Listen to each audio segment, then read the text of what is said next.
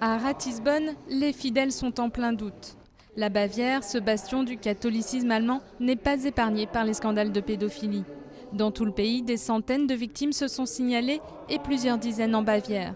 Face aux témoignages accablants, l'église locale a choisi de reconnaître les faits, mais l'évêché de Ratisbonne relativise et parle de quelques moutons noirs.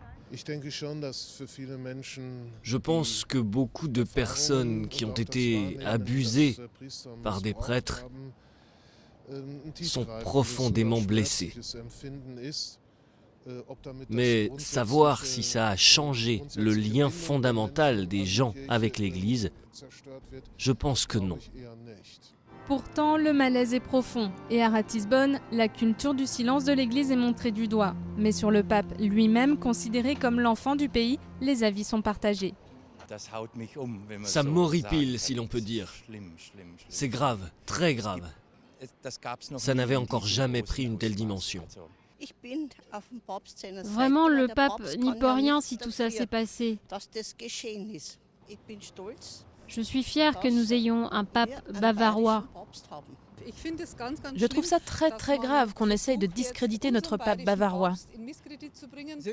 Je suis tellement déçu que je pense quitter l'Église.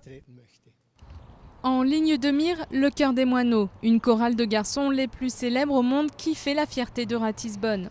Ici, d'anciens élèves ont dénoncé des châtiments corporels et des abus sexuels, une affaire embarrassante pour le pape car son propre frère, Monseigneur Georg Ratzinger, a dirigé l'institution pendant 30 ans jusqu'en 1994.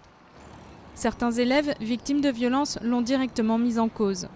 Autre affaire délicate pour le pape, il est accusé d'avoir gardé le silence sur le passé pédophile d'un prêtre qu'il a fait accueillir alors qu'il était archevêque de Munich. Un prêtre qui sera condamné pour agression sexuelle 6 ans plus tard dans une autre paroisse. Quand il était archevêque, il a fait exactement ce que d'autres font. Il a dissimulé, il s'est tu, il a muté des prêtres sans en informer les diocèses. C'est irresponsable envers les victimes, envers les coupables et envers la réputation de l'Église tout entière. L'Église catholique allemande a promis de faire le ménage chez elle. En attendant, elle va devoir redorer son blason. Il y a 10 ans, 7 Allemands sur 10 étaient satisfaits du Vatican. Ils ne sont plus que 3 sur 10 à faire confiance à Benoît XVI aujourd'hui.